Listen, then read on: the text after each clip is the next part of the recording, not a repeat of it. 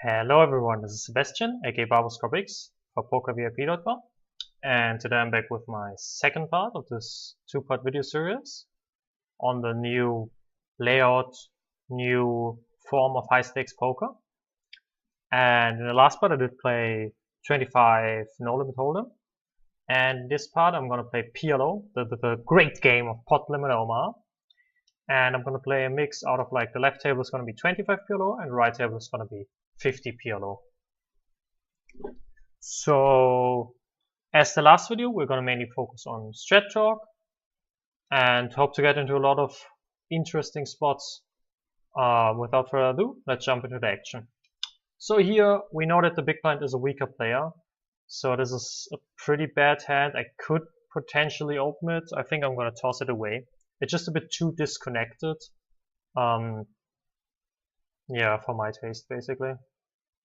You're generally going to look at for like three things in a hand: high card strength, high pairs, or connectivity. Actually, four things, or suit. So basically, double suited is really good. High suits are really good. But we're going to get into that along the way, looking at different hands.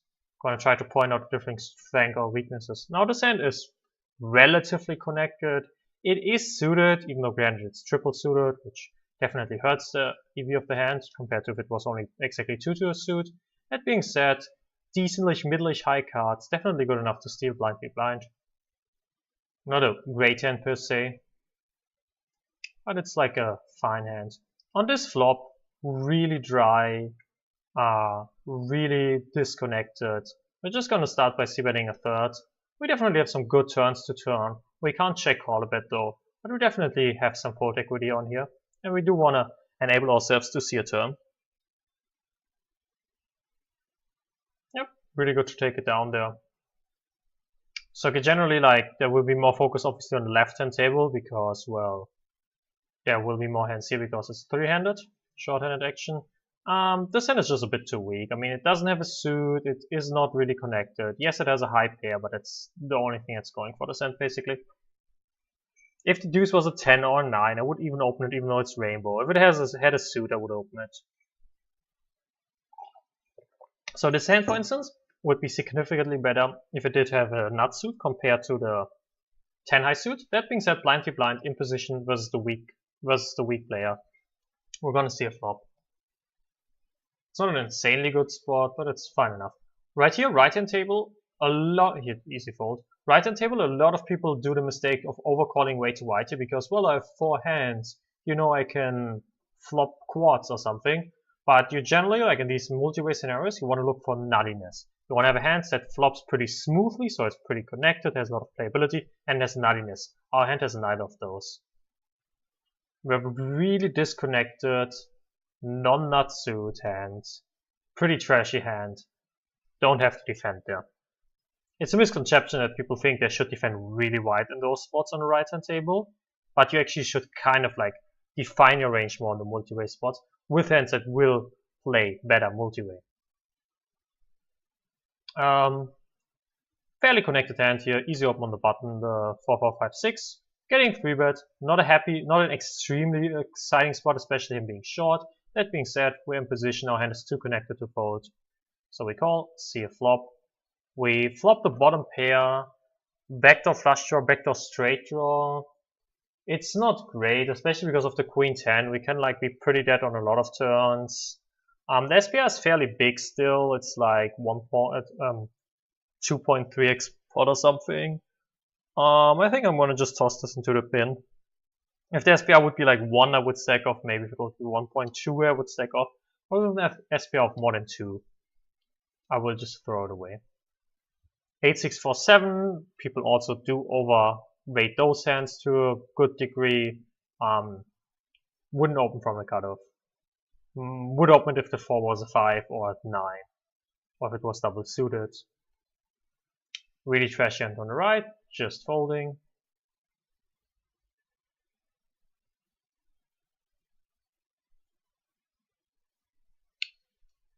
So action starting pretty good. Got into a lot of spots already. I mean, kind of not big spots, but just like interesting preflop spots.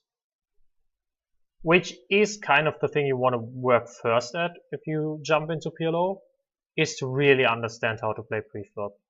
Because a lot of players play it extremely bad. They play it way too wide, way too loose, don't define their ranges enough. It's like, yeah, they just think, oh, I have 4 cards. Oh, you know, I could flop quads. Let's just jump into the mix. It's really not the way to go. Or like people overrate, like, for example, right hand, like these kings. Yeah, we have kings. It's kind of cool. Like, kings is not a bad hand, but that being said, it's rainbow. Just gonna fold. If it would have a suit, I would cold call here. If the 7 would be a jack or queen, I would cold call here on a. If it would be an ace actually to 7, I would 3-bet it. But this way, I'm just gonna fold. Yeah, several players behind who can come along with a squeeze, who can pick up aces. UTG range is generally gonna be pretty defined and narrow, so our kings are not gonna do specifically well versus that. And it's just like, if we call, the SPR will be really big, and if we don't flop top sets, it's gonna be kind of hard to play. Because you call it, our hand doesn't flop as smoothly. And that basically means, well, a hand that flops really smoothly is like a Jack 10 9 8 double suited, and it's really playable, really connected. Those hands flop really smooth draws like wraps and flush draws, backdoor flush draws, and so on. Here with the 3 Broadway and relatively high suit, I will open. Would prefer the suit to be an ace high suit or a king high suit, so this is right on the border. But I'm gonna opt to open this.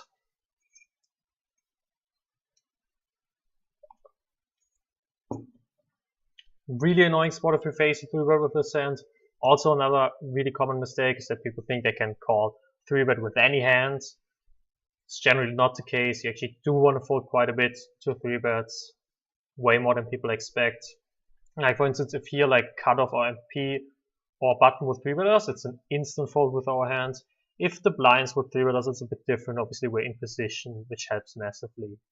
But even then, it's not a great spot. The guy limping in, probably recreational. This guy isolating. So again, our hand, this is probably going to go 3 ways. Our hand is not that insanely good 3 ways. That being said, we have position to the isolator, and there's a weaker player in, so we will come along here, but this is already pretty marginal. Reflop, really not all that exciting. Straight draws are specifically bad on flush draw boards because you obviously have tainted outs, and that's really a big issue in PLO. Easy fold on the left hand. He bets relatively big. We have a player behind. Easy fold. Yeah, we have a double gutshot to the 4, to the 8, and the back to flush draw and a pair, but it's just not that amazing. I mean, even on this turn, we wouldn't even have the nuts, and 7-8 would be kind of a big part of their ranges. So, yeah. Just keep in mind, even preflop here was somewhat not that exciting. Not exciting doesn't mean you should fold. Just means it's less good than a lot of people would suspect it to be. We have an all-in here on the left-hand table. Kind of weirdish, like no one has a high pair, no one has, yeah. Seems pretty bizarre to me. I mean, yeah, the hands are kind of good, but getting those hands in preflop definitely a bit on the questionable side. Really trashy hand here, easy fold. Whoever, if I saw it correctly, a lead and a call here on the right hand, and insta photo.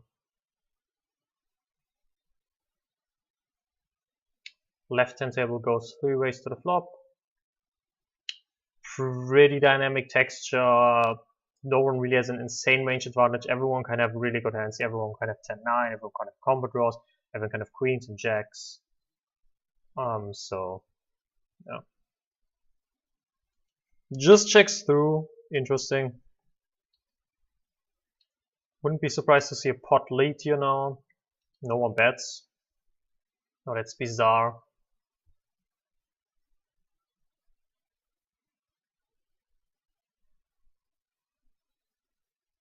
Right hand table, we face a check raise and just a fold.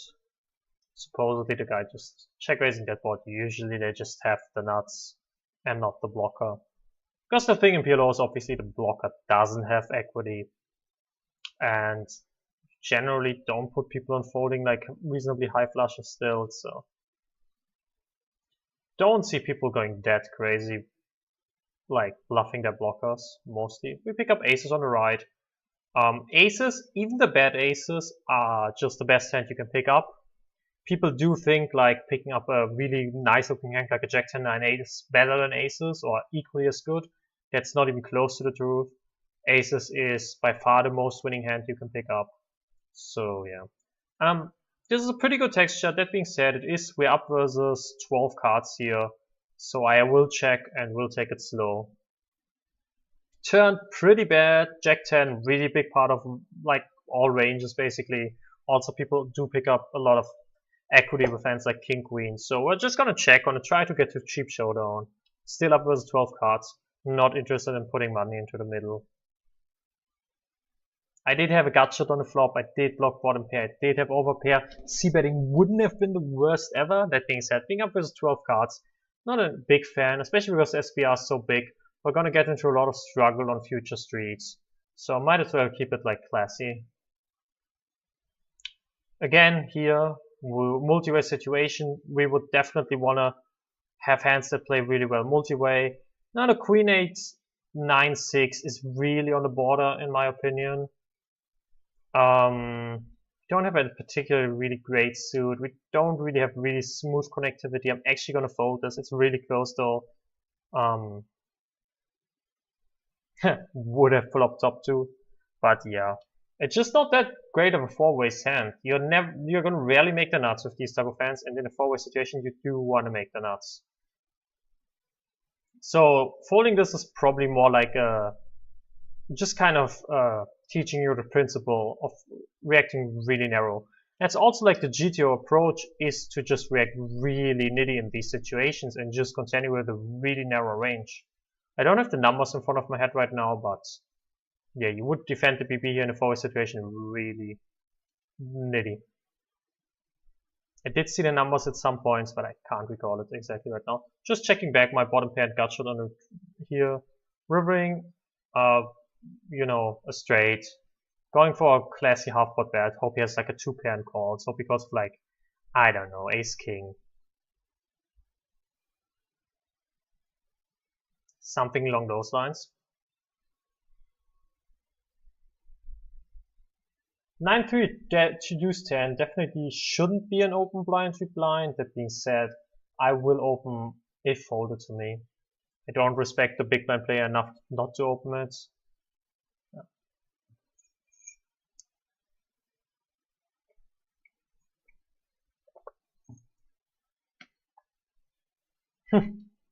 Having some chat banter going on here. Having some weird limp and min-raise shenanigans. Just easy get out of the way. The 3 deuce component is really bad in PLO. Because it really doesn't make good hands. So you generally really want to stay away from the 3 deuce, like hands that contain a 3 deuce, or basically a deuce. A deuce is just really bad in most situations. I mean, a deuce is just a really bad card.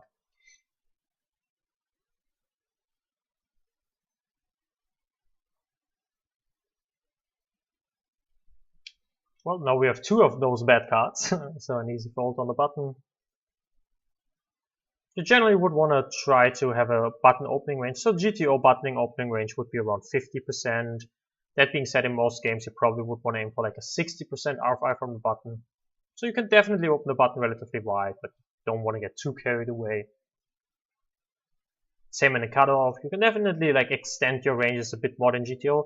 That being said, if you're really a beginner to PLO, and a really new player like transitioning from Hold'em, you should probably stay on the really nitty side and not complicate the game tree far more than you should.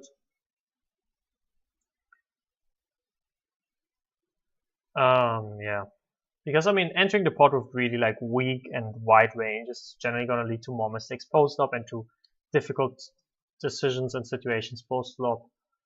So yeah. That being said, if you're a bit more advanced, and it's the same in Hold'em, right? If you're a bit more advanced in Hold'em, you can also widen up your ranges in a lot of spots because I mean your edge just gets bigger. You will just play hands more properly.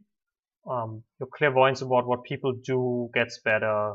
So you're just going to maneuver situations more properly. Basically, the EV of certain hands just goes up because you just get better and adapt better. You know.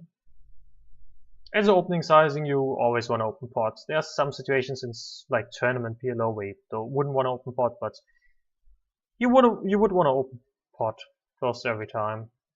Like for instance, I'm even playing short stack quite a bit of the time. So certain stakes, like when I play a bit of a higher stake than my usual stake, then I like to reduce the variance and play a bit of short stack, and even then you open pot every time. So just open pot. Winning hands preflop is really amazing, and by opening pot you have the highest chance of taking it out preflop. Not a lot of playable hands right now. Well, while I say that, I get a really good hand. So we can flat call here. We can also 3-bet. I'm gonna opt to 3-bet this. Definitely squeezing. So comparing just 3-betting and squeezing here, squeezing is so much better than just 3-betting. Because there's like a really weak range involved now, a really capped range. So we're gonna make a lot of money with the squeeze. We have a pretty great hand. That being said, we really don't want to see the 4-bet. Obviously helps a lot to have the ace and the king blocker to block the 5th 4-betting ranges, blocking his aces and ace king king quite massively. So most likely scenario is a call. We even get a cold call, get a snap call. This guy's gonna call. We flop top 2, a nut gut short, backdoor Bangkok, aka backdoor flush draw, backdoor nut flush draw, blocking a jack of clubs. Not too shabby as well, even though not that relevant. Get let into, doesn't matter what happens, doesn't matter whether it goes in or not. Our money is in. We're going to run it as often as he wants to reduce variance. He ends up having just an open-ender. It's pretty good for us. We win the first one, it's always good to win the first one. Good turn on the second one, good river.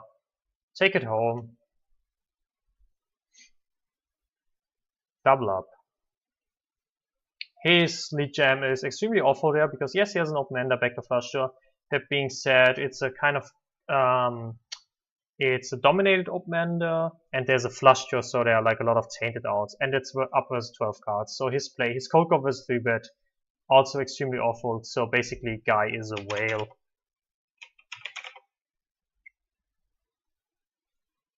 This guy is recreational. We can note that much. Limp call, probably a limp call rec.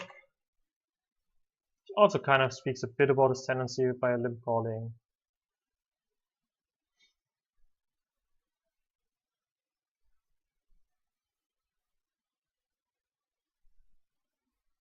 I'm not too sure about the slot Kamalina guy. He didn't auto-reload in certain situations, but that doesn't have to mean he's not a rec. As said, I myself short stack frequently. Have to gather a bit more information here. Him already not opening pot kind of makes me dubious because generally the consent overall in PLO is to open pot, like almost all rakes. Doesn't mean he's not a rag. Just a bit something to keep an eye out, I guess.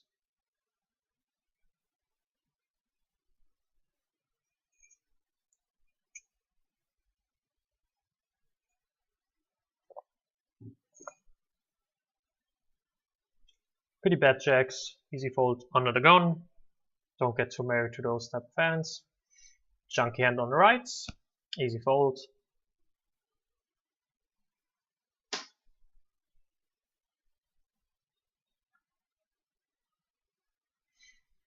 Cold calls 3-bets. You can also make a note. Cold call 3-bet, white lead, get it in ranges, multi-way with just open-ender on 2-tone board with dominating draws.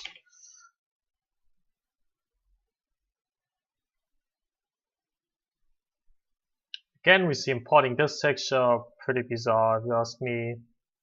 Don't really see a reason to pot here. We have a rainbow on the right. That being said, are the 4 highest cards in the deck. We severely block and reduce 3-bet frequencies holding our hand, and generally high cards are pretty good. It's pretty marginal. I don't have to open this.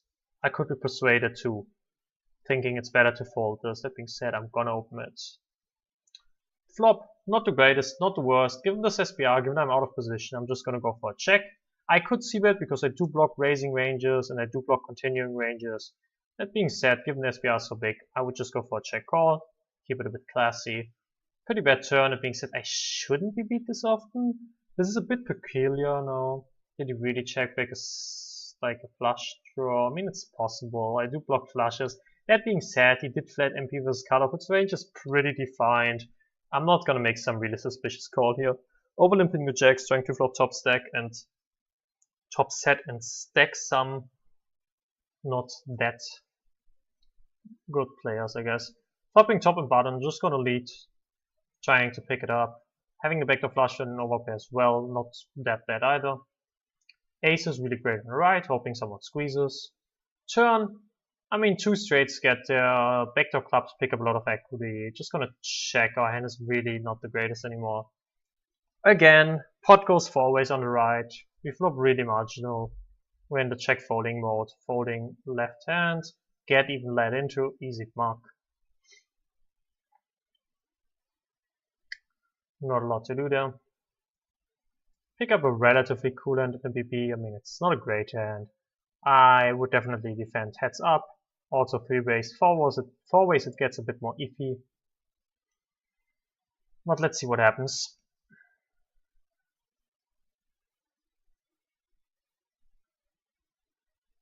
Well, you can use fold now, of course, facing the 3-bet. Generally not gonna have cold calling ranges versus 3-bets. You can create cold calling ranges versus 3-bets with certain really like smooth and playable hands. Being said, as a general rule of thumb, I would just advise you not to have one to simplify your strategy.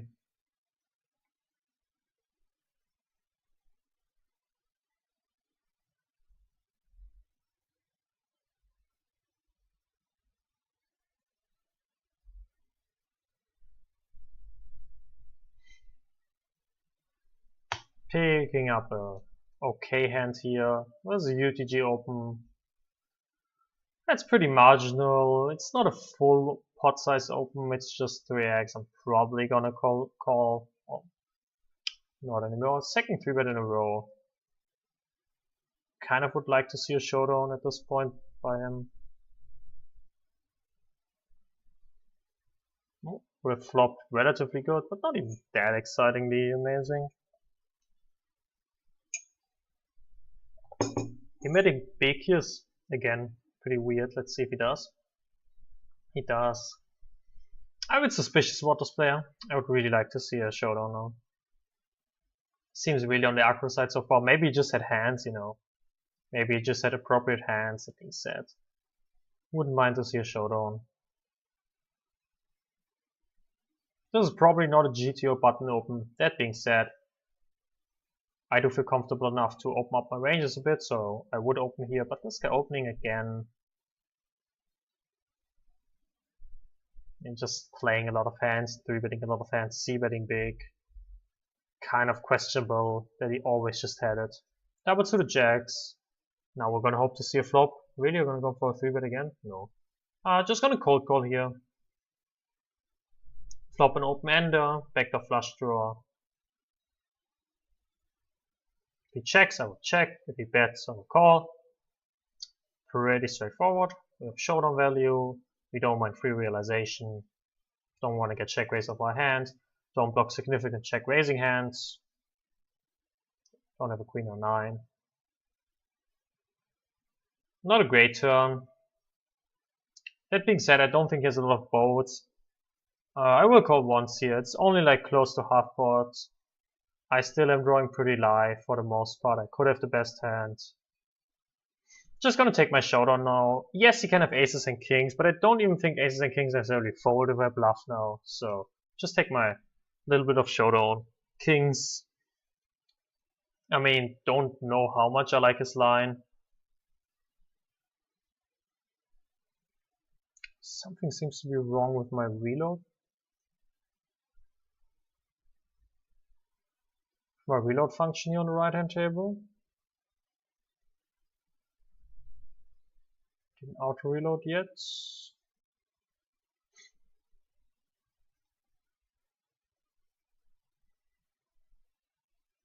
Should work generally. Let's see, we're gonna figure it out.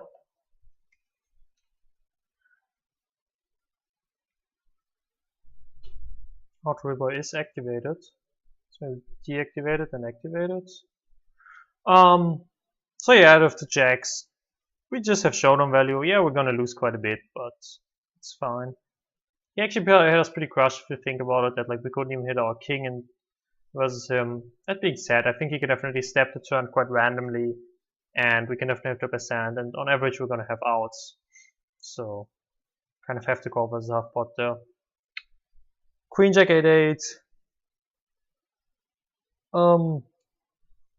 Short stack isolates. Our hand doesn't flop that smoothly.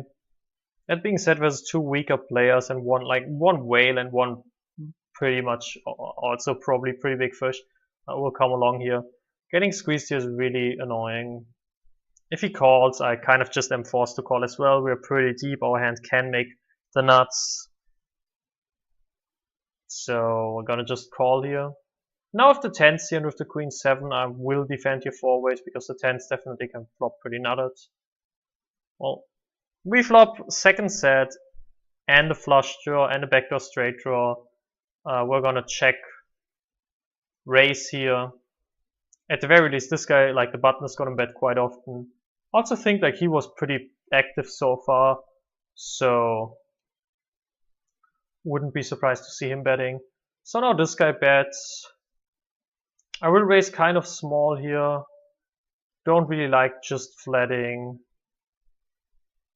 So just gonna raise to half pot here. Could still make him continue wider. And yeah. Okay, 70-30. He hits and holds. That's pretty sad to lose the 70-30 there. Still, at least it's only versus the short stack. Pick up aces right then after. People might assume now I'm pretty tilted and might put me on a bit of a punt. Sadly no one raises, so I can only do this, which is a bit annoying. Right here with the jacks, I'm gonna come along, trying to flop top stat and stack someone. We also have the queen high suit and the queen jack connectivity. Yeah, the deuce is really bad, but it's a pretty high pair. Makes top set quite frequently. I mean, when it makes it set is quite frequently top set. That's what I meant to say. Let's hope some one of these guys limp raises and just wants to get in. Or we just flop a flush draw on top of our overpair. Oh, video again is going to be around 30 minutes long, so we'll probably sit out soon. Okay, the reload did work on the right hand table as I just saw now. So we get led into by whale. This guy also gets it in, but he's really short. So we know that the whale is really wide and really random. We have the backdoor flush draw, we have the gut shot, we have the overpair. I will call, take a peek at a turn here, see what happens. Oh, this was my mistake here. I thought he couldn't re-isolate the action, but obviously he could. So now this gets a bit bizarre. Have to take my time here to figure this out. Somehow I figured he couldn't reopen the action and would be forced to call, so we could see a turn. Don't know why I thought that. Just a mistake on my part. So we did see him lead really weak before. We are getting pretty good odds. So we're getting better than 2-1. We have significant equity. We need about 33% equity.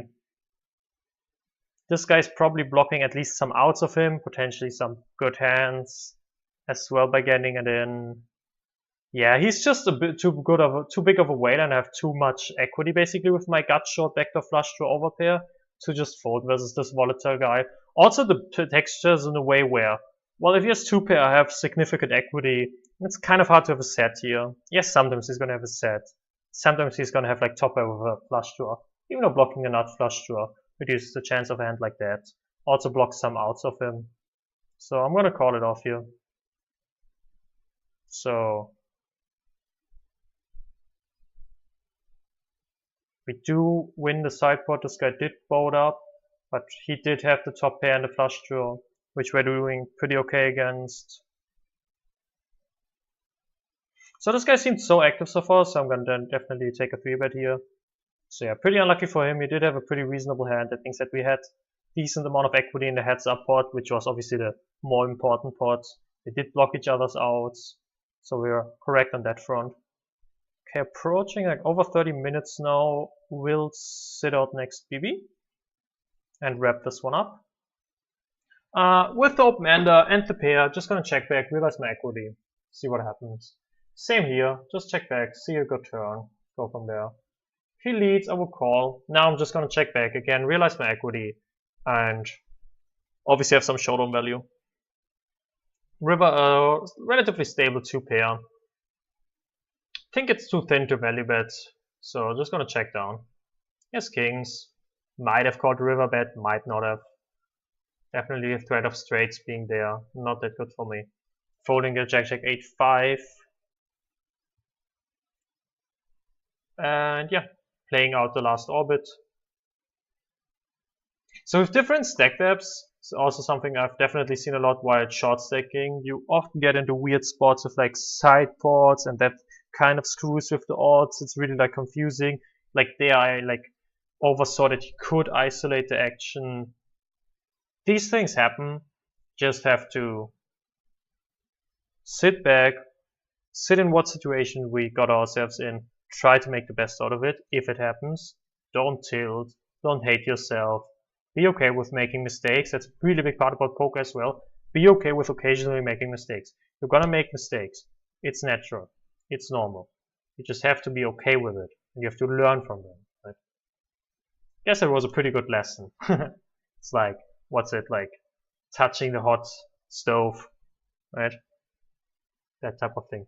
Anyways, I hope you enjoyed this. If you have any questions, any general questions about PLO, about the transition from Hold'em into PLO, about the profitability about PLO, just ask me, shoot me a comment, shoot me a personal message over on Poker VIP. If you are interested in potentially getting some PLO coaching, you can also contact me. And yeah, see you on the next video series. Good luck in your sessions, and peace.